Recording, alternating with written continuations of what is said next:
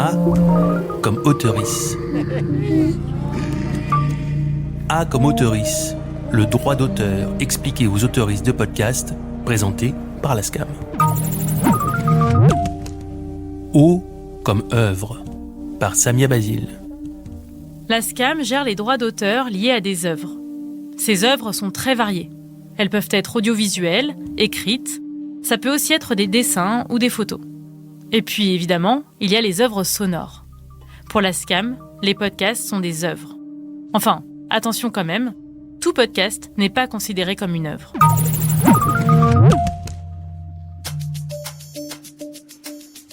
Une œuvre, c'est une création d'un auteur, déjà. C'est Sandrine Ferrat, responsable du pôle média à la SCAM.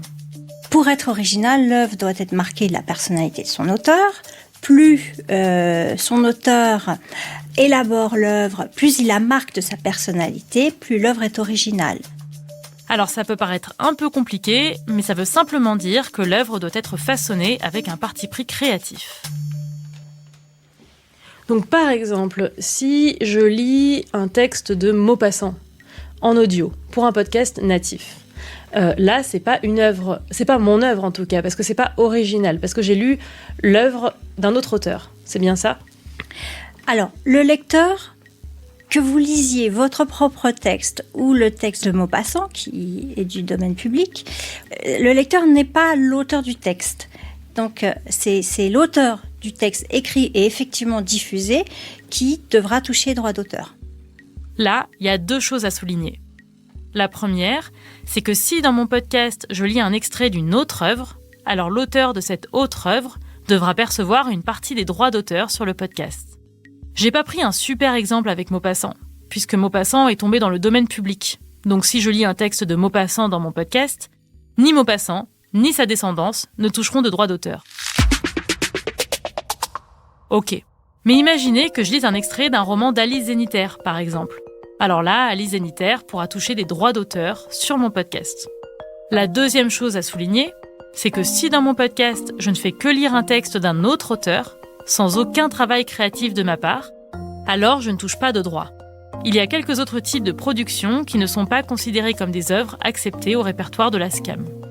Il y a par exemple les émissions de service comme la météo où vous avez repris une recette de cuisine, vous n'êtes pas auteur-autrice de la recette de cuisine.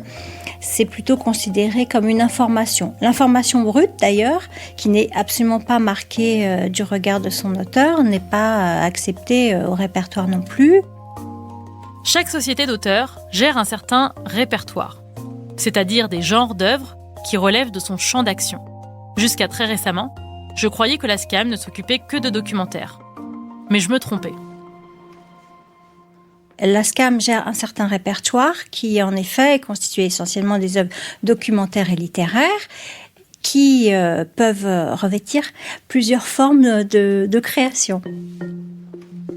Les œuvres les plus élaborées vont être au sein de notre répertoire, en tout cas des œuvres documentaires ou les essais radiophoniques ou sonores pour les podcasts. Et il peut aussi s'agir d'œuvres littéraires, c'est-à-dire d'œuvres totalement écrites, sorties de l'imagination de son créateur, comme une fiction non dramatisée. La fiction non dramatisée, concrètement, c'est un texte littéraire, diffusé à l'antenne ou en podcast, comme par exemple des nouvelles, des romans, des chroniques. Donc, à côté du documentaire et de l'essai, dont j'ai parlé tout à l'heure, on a effectivement les reportages, toutes les œuvres incluses dans un magazine. Ça peut être pour un podcast une série récurrente de magazines quotidiens ou hebdomadaires. Il y a à l'intérieur de ces magazines des reportages, des chroniqueurs, des entretiens, voire des débats également. Donc toutes ces formes différentes d'écriture sonore se retrouvent dans notre répertoire. Par exemple, dans les podcasts du répertoire de la SCAM, il y a Cerno, une contre-enquête sur les traces d'un tueur en série, mais aussi un podcast à soi, sur les questions de genre et de féminisme. Tous ces podcasts sont liés à un auteur ou une autrice. A comme auteurice.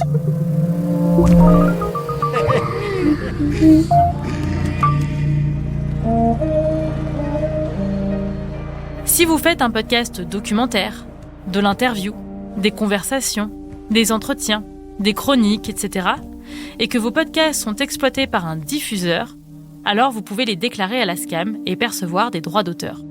Pour en savoir plus sur les droits d'auteur, je vous invite à écouter la capsule D comme droit d'auteur.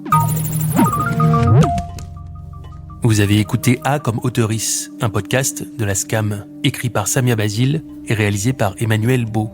À la production Isabelle Durier, une série produite par Wave Audio. À retrouver sur toutes les plateformes.